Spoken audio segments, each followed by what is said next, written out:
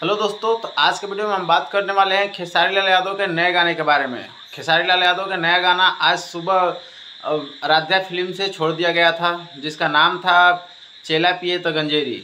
और इस गाने को लेकर जुड़ी हुई हर तमाम चीज़ें आपको बताने वाले हैं। आप लोग वीडियो को लास्ट तक बने रहिए और चैनल को सब्सक्राइब कर लीजिए। चलिए वीडियो की शुरुआत करते हैं। बात ऐसा है कि खेसारी लाल यादव साम दाम दंड भेद जो भी होता है सब अपना लिए, लेकिन किसी से उनका कोई चारा नहीं चल रहा है। अपने राइटर, अपने म्यूजिक डायरेक्टर, अपने टीम मेंबर के साथ तो उनके बैक टू बैक 3-4 गाने आए, सभी फ्लॉप कर गए। उसके बावजूद अभी पवन सिंह के टीम मेंबर से उनके म्यूजिक डायरेक्टर और लिरिक्स राइटर सबको साथ में रखे।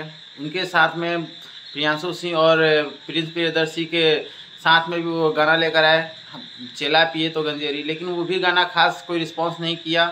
और आज के डेट में उसका मतलब कि पूरे 24 घंटे होने जा रहे हैं, लेकिन अभी तक उसका मिलियन व्यूज़ क्रॉस नहीं किया। तो ये हाल है खेसारी लाल यादव के गानों को लेकर।